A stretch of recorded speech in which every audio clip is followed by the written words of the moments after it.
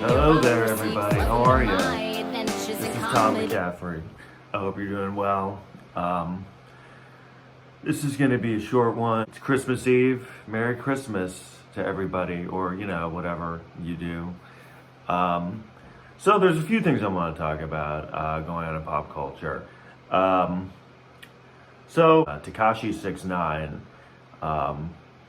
Yes, clearly, since this is a Christmas episode, the first thing I would talk about is Tekashi 6ix9ine. The reason I'm going to talk about it is because I just watched his documentary on Hulu called 6ix9ine, and I didn't really know anything about this guy before watching this. I had, his name and image had kind of soaked into my brain. Is that the right word? Or because whenever I go on the internet for a while, I guess he was on trial for snitching on his the Bloods, and I kept seeing that as a story, and I wasn't really paying attention. I didn't really know anything about it. I just knew he was a rapper and he had tattoos on his face. And I'm so, I love hip hop music. I even sound weird saying, I don't like saying hip hop music with rap music, because when I got into it young, that's what it was just called, is rap music. But I'm completely lost in it now. I don't know what's going on in rap or hip hop. I try to follow it, but knowing that Tekashi, because I'm just too old. I just feel like I can't. A lot of them are 23 years old. So what are they going to say? And then mumble rap became a thing that I just never understood, because I just, ironically, I didn't even mean that. I just don't understand mumble rap, mainly because I don't know what they're saying. But that's kind of what it was. I was really into rap music where I was very into the lyrics, and then it just became completely secondary, the lyrics. It just became about tattoos on your face. So anyway, I watched this documentary, and I knew nothing about him other than he had testified against the Bloods. He had snitched, and so everyone was mad at him. And his story, first of all, is he's a fascinating guy, Tekashi 6ix9ine, Danny Hernandez. Say what you will about him. He's horrible, this, that. He is an intriguing public figure. Similar, I'm sure I'm not the first one to say this, but very similar to Tupac, because Tupac, I remember when that was happening in real time, was one of the most fascinating things I'd ever watched, because it was just watching someone someone kind of lose their mind in real time, and then just kind of go up and down, and then finally get murdered. Such a crazy time back then. I don't know if people remember, in the mid 90s, huge celebrities were getting murdered by other celebrities. That's what was going on. Because there was a big rumor that, Puffy and Biggie were behind Tupac's murder. That was a big thing, that they were the ones behind it. And then there was a big thing that Suge Knight was behind Biggie's murder. So it was kind of that was what was playing out in the, pop culture landscapes, just celebrities being murdered by other celebrities. So anyway, what I wanted to say about Tekashi 6ix9ine is, what intrigues me about him, and a lot of times with people like him, is that he's completely self-made. He's one of these guys, came from nothing, had literally no opportunities, went I think dropped out of school in something ridiculous, the 6th grade, it's insane, just got out of school immediately. His dad was killed. His dad left, then his stepdad was killed, and right down the street. His mom was an immigrant who I think from Mexico, didn't really speak English. So it was just no parental guidance, no money, no education. But he still found a way to find huge success. That to me is unbelievable. Just right there. So I had no idea that that's what he had done. And then I guess what happens is he kind of, because he was, first of all, he's marketing genius. If he had any guidance as a kid, parental guidance, he would have been the top marketer in the world, or would have owned his own company, or been the most incredible lawyer in the world, or investment banker. Just, he's smart smart as shit kid that I've ever seen. And again, like, say what you will about, I know he did horrible things, and he's probably a horrible person. I guarantee you, if I met him, I would probably hate him. But I'm fascinated by him. Charisma, like, off the charts. And again, I just admired people who have that attitude, like no fear, just went all out with it. So anyway, what happens to him is he gets mixed up with the Bloods, kind of as like a shtick thing to sell his videos and to go viral, and it works because he did these videos where it's like him and a bunch of Bloods with red bandanas and and he's like holding machine guns. That's a big thing now in rap videos. They all have machine guns. And they're just waving them around, like that's the whole like shtick of the video. And then we started hanging out with the Bloods, and they kind of saw him as like a meal ticket a little bit, to get some notoriety. And he was with this one guy, Shoddy, who I guess was he kept kind of saying that he wanted to form the next death row. They kept claiming they were the next death row, which is really funny to me because it's like, do you know what happened to death row? Like, it didn't end well. That's just such an odd template to take on. Just, it didn't end well, you know what I mean? It's kind of like wanting to be like, yeah, I'm the next Michael Jackson. Yeah. It's like, oh, really? That's... I don't know, you might want to, read ahead in that book. It doesn't have a great ending. So anyway, what annoys me about it is, he gets arrested with all these Bloods, and then he rolls on them immediately. And the funny thing about it is it's not like he's worn down to roll on them. He literally gets arrested, and then literally the next day he starts cooperating, which is hilarious to me. That's exactly how I would be in that situation. I always said that this whole stop snitching thing I never understood.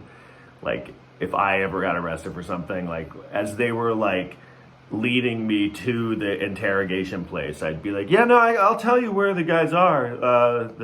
I'll give up everyone I know. I'll take you to their house right now. I have their names, addresses. They'd be like, yeah, we're not even at the place yet. We were going to ask you. No, I just want to, it seemed like a long trip. So what annoys me about it is everyone jumps on him, and now everyone's mad at him. And they're like, oh, you snitch, you ratted on these Bloods. And what annoys me about it is it's they're like, well, you knew what you were getting into. It's I love when everyone acts like there's some moral authority in these gangs.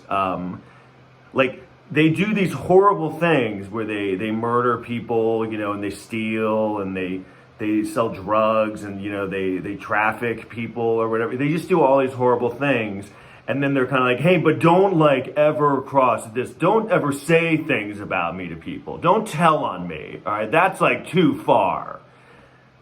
And I also think it's you're all awful. You're in a gang where everyone is awful. And I'm sure that guy, Tekashi 6ix9ine, I'm sure was awful. But the thing is, I love how they've chosen a life of being horrible and hanging out with horrible people who do horrible things and have no ethics. And then they're just amazed that they have no integrity or morals. You know what I mean? This guy, I can't believe he did that. And it's really? It's kind of in the mob movies where they're always yeah, loyalty. And then they're like, man, my best friend, turned on me. I can't believe it. It's really? That's how it always happens in the mafia. You're all criminals. It's kind of the thing when in jail where they're always talking about how, prisoners look down on, pedophiles or rapists, all of a sudden prisoners just, there's a bridge too far. These prisoners are in jail for murder and raping people, but I guess they they need someone to look down on. I just think it's funny that these prisoners seem to act like they live by some code of ethics, yeah, I'm a murderer and a rapist, but I only murdered and raped 18-year-olds, 18 and older. I made sure they showed me their ID. You killed young people. That's awful. I would never do that. I'm better than you.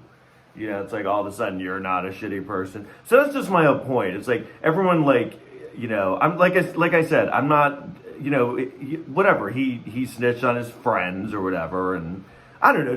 I just think it's funny the narrative of like that the blood, like these poor bloods, they were victimized by this kid, like, kind of like act like the Bloods were just kind of this gang that were hanging out, and this kid came along and like conned them all, like he got us all to trust him, and then he, what he did? He told on us. You know what I mean? Like it's just funny how telling on someone is the worst anyone can do. Murder, rape, killing, murder and killing.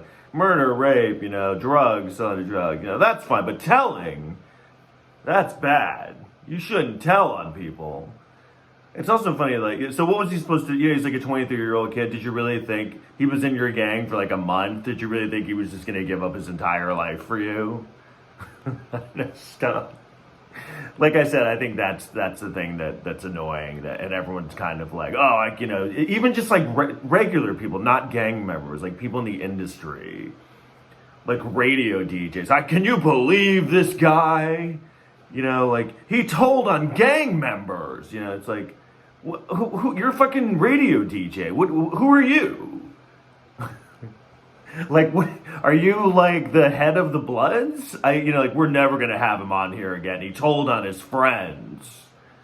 It's kind of like being like, we're not gonna have Jay-Z on anymore. We heard once he stole his friend's sandwich. Yeah, that's not cool. I know that's not the same thing because these guys went to jail, but I mean, they did go to jail for like doing things. It wasn't like he just made up things. They went to jail for like committing crimes. And again, I'm not, I'm just, why is it so surprising that someone who was this horrible person would maybe not be the most, moral person when it came to like doing things? He clearly wasn't, a giver. Anyway, I like I said, I didn't really know anything about the Tekashi guy, and I watched the movie, and his life is fascinating. And I do think it's funny that he literally, I don't know what he was facing 47 years and he got out in like a year and a half. I mean, he basically did less time than like Martha Stewart. I don't think that's true, but I think he might have done like 8 more months than Martha Stewart, which is just insane. And then I just think it's funny he came out immediately and just started like trolling again. He picked up right where he left off, where he's just like putting up like emoji, making his head into like a rat emoji. It's just like, gee, now you're antagonizing the Bloods. Like, this guy's crazy. Like, he's probably gonna get murdered. The movies about this guy are gonna be like unbelievable. All right, so that's all I have to say about Tekashi 6ix9ine. So I guess I should talk about this. There's a few, because it's Christmas, I'm really into movies. I know a lot of movie trivia. I've been watching a lot of these, Christmas movies. The one that I loved as a kid that I don't hate it now, but it really annoys me now is, the Rudolph the Red-Nosed Reindeer movie with like the claymation. I loved this growing up. And I even remember this thinking it was annoying even when I was young. It really pisses me off what assholes everyone is to Rudolph at the beginning of the movie, like, because he has a red nose and they try to hide it because, I guess it looks weird. So they put like coal over it, and then when they find out he has a red nose, like the head of the reindeer school, or I don't know what it is, it's like, hey, no, we don't hang out with that kid. It's just basically like racism. Like this, hey, don't ever hang out with that guy. Don't let him play with you. You know what I mean? And then like everyone's shitty to him, and they drive him away from their town, wherever the fuck they live.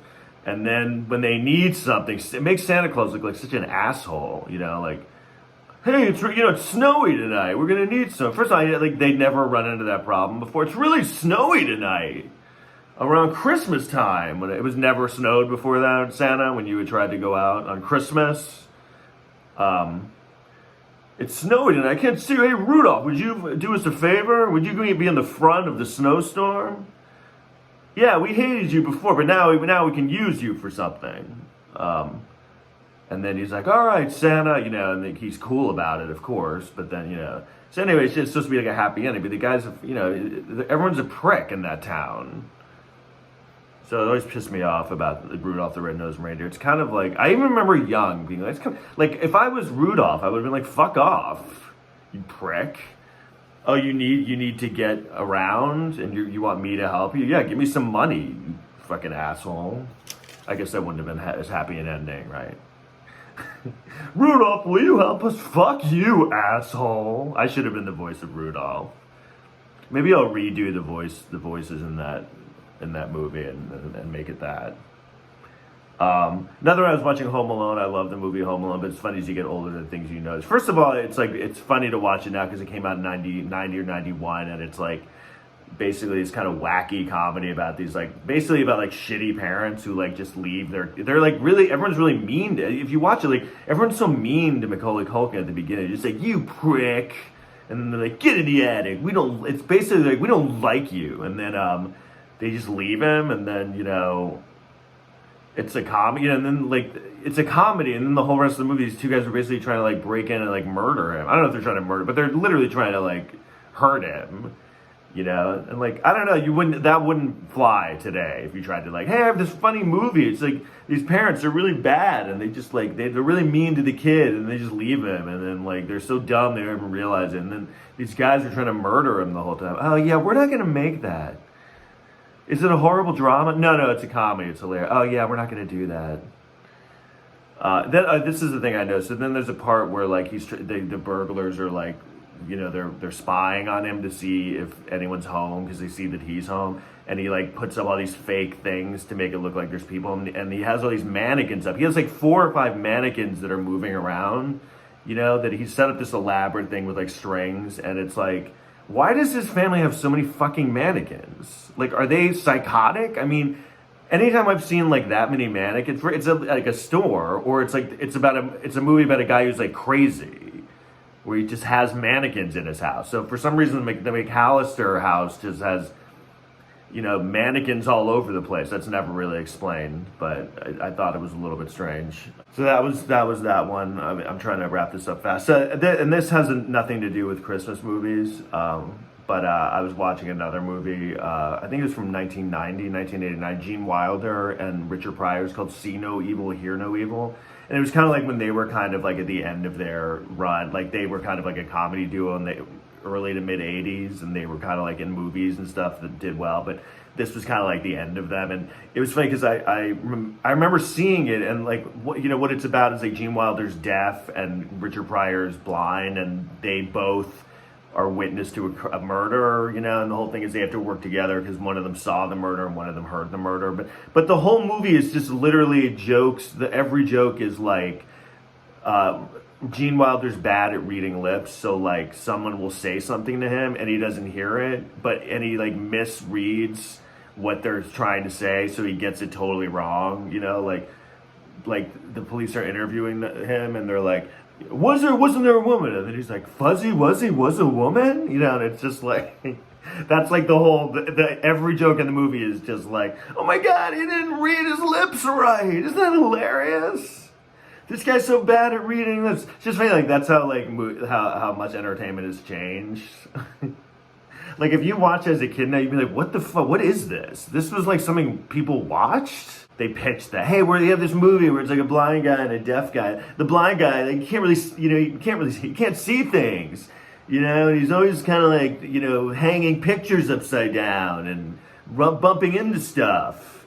He's grabbing some woman's tits, because he doesn't see it. And the other guy he never hears things, so he can't really read lips, so he's always gonna get it wrong, be Fuzzy Wuzzy, was a woman. What? Oh, that's so crazy. They're we're making that. Yeah, 20 million. All right, fine.